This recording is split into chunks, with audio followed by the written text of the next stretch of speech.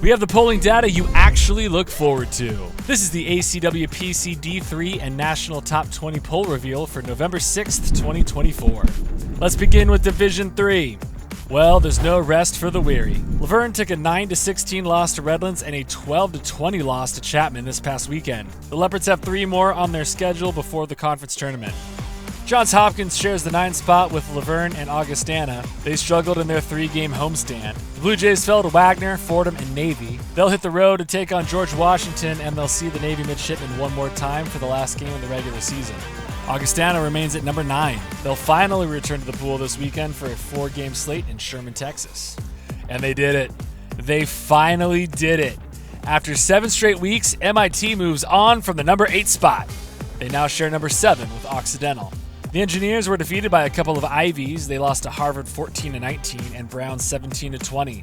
They host the Princeton Tigers, LIU, and Iona this weekend. Occidental fell to Cal Lutheran last Wednesday. They'll take on Chapman tonight. Whittier comes in at number 6. The Poets took a 4-goal loss to Chapman on the 30th and recorded a 14-6 win over Caltech this past Saturday. However, there may be a few storms on the horizon. Whittier faces Occidental and UC Irvine on Saturday, Pomona Pitzer on the 13th, and Chapman on the 16th. Chappie posted wins over... Wait. Can I call you Chappie? Okay, fine. Chapman University posted wins over Whittier and Laverne last week. They'll take on Occidental tonight and Cal Lutheran this weekend. Cal Lutheran lands at number 4. They had senior day last Saturday. Unfortunately, those seniors and the rest of the Kingsmen were pitted against the number 1 Sagehens of Pomona Pitzer. The 2 teams traded goals in the first quarter. Chase Barman found the back of the net with 35 seconds left to go in the half. That gave Pomona Pitzer the 1-goal advantage. The Sagehens overpowered the Kingsmen in the second half and recorded the 13-7 win. Cal Lutheran will host Laverne tonight and then will travel to take on Chapman on Saturday. CMS takes number 3. Claremont-Mudd-Scripps fell to Pomona Pitzer in a heartbreaker for the Stag faithful. An extra goal in the third for the Sagehens would be the deciding factor in this one. Pomona Pitzer claimed the 7-6 victory. Redlands delivered some retribution to Claremont-Mudd-Scripps for that overtime loss back on October 26th. Spencer Clinton and Andrew Sorensen scored a pair of goals to give Redlands the early lead. They held a 4-2 advantage at the end of the opening period. If the Bulldogs didn't find their stride in the first quarter, they certainly found it in the second. 5 unanswered goals gave Redlands the 9-3 lead at the end of the half. Then, CMS stepped on the gas. The Stags found the back of the net 4 times in an effort to close the gap. They trailed 7-10 at the end of the third. However, their momentum would end there. The 2 teams traded 3 goals apiece to close out the match. Redlands took this one 13-10. The Bulldogs will take on Caltech tonight and Pomona Pitzer on Saturday. And your top-ranked team in Division 3 is Pomona Pitzer. The Sagehens will look to improve upon their current 16-10 record with only 4 games left in the regular season. Now let's head over to the National Top 20. Navy docks at number 20. The Midshipmen took a 10-18 loss to the Fordham Rams on Saturday, but they bounced back. They recorded a 17-11 win over Wagner and a 16-8 win over Johns Hopkins on Sunday. Brown sets up camp at number 19.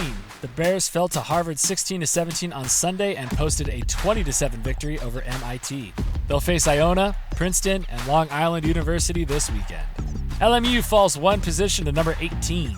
Santa Clara ascends to number 17. The Broncos gave Pepperdine a scare last Friday. They scored 3 unanswered goals in the final quarter to pull within one of the waves, but the clock ran out. Santa Clara ended up taking the 10-11 loss. Saturday proved to be better for the Broncos with a 13-9 win over LMU. They'll take on Pacific, Stanford, and Air Force in the coming weeks. Harvard was on the road this past weekend. They first traveled across town to record a win over MIT. Then it was on to Providence for a match with Brown. The Crimson were up by 4 in the final quarter, but the Bears were mounting a comeback. Brown scored with 2 minutes left, then again with 30 seconds left.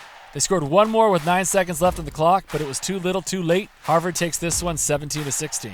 James Rosales-Hill had a great game for the Crimson. He scored 7 goals, 4 of which were converted in the third quarter alone. Harvard has LIU and Princeton this weekend.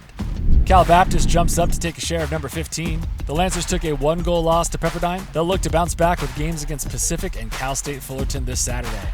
UC Santa Barbara stays at number 14. San Jose State is your 13th ranked team. The Spartans fell to UC Irvine 9-11. They'll head out to Malibu this Saturday to take on Pepperdine. UC San Diego marches on at number 12. And UC Davis remains at number 11 for the 4th straight week. They took a tough loss to UC Irvine on Friday. The Aggies held a 10-9 lead at the end of the third quarter, but the Anteaters came roaring back. UC Davis fell to UC Irvine 11-12. They'll host UC San Diego in their final bout of the regular season this Saturday.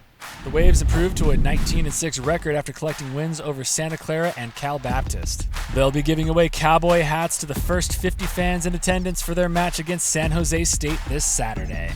Long Beach State comes in at number 9. Beach hosted Cal State Fullerton over the weekend. They took that one 16-4. Long Beach State will travel to UC Santa Barbara on Saturday. Number 8, UC Irvine. The Anteaters traveled up north to bag a couple of wins over UC Davis and San Jose State. The number 7 Golden Bears find themselves in the middle of a 3-game skid. Cal's losses to UCLA and USC leave them 1 game over 500 this year so far. They'll take a break this weekend before heading to Stanford on the 15th. Princeton shows up once again at number 6. Princeton outscored their opponents 44-15 over the weekend when they claimed victories over LIU and Iona. They'll round out the regular season this weekend with matches against MIT, Harvard, and Brown. And Pacific rounds out the top 5. The Tigers flew out to Colorado to record a 22-12 win over Air Force. They get to host Santa Clara on Friday, then it's down to Riverside for a match with Cal Baptist on Sunday. What do we do with Fordham at this point? Do we just chant the word undefeated over and over and over again? Is that even allowed in a video like this? The Rams picked up 3 strong wins over George Washington, Navy, and Johns Hopkins to remain perfect on the year. They have 6 games scheduled between now and November 16th. The Trojans come in at number 3. USC paid the Cardinal a visit this weekend, and it did not go as planned for the men of Troy. The Trojans only produced 1 goal in the first period, which is exactly 1 more goal than they produced in the second, and their offensive struggles would not end there. USC did find the back of the net with 6:04 left in the third, but that would be it until 2:08 left in the game. That drop paved the way for 6 unanswered goals for Stanford and the eventual 5-9 loss for the Trojans. USC had better luck on the other side of the bay. Down by 3 with 1:34 left to go in the opening half, Robert Lopez Gerard buried one to bring the Trojans within 2. Then it was Tom McGuire with 57 seconds left on the clock. Then it was Robert Lopez Gerard once again to tie the game at 9. Back and forth it went. The Golden Bears tied it at 15 with 10 seconds left to go in regulation. In overtime, it was all USC. The Trojans scored twice to seal the 17-15 overtime victory over Cal. There are 2 regular season games left on the docket for USC. They'll travel to UC Santa Barbara on Sunday, then they'll tackle UCLA in Westwood on the 16th. Number 2 Stanford took the win over USC, but they turned around and fell to the Bruins by a score of 6-13. It was the Cardinals' first home loss of the year.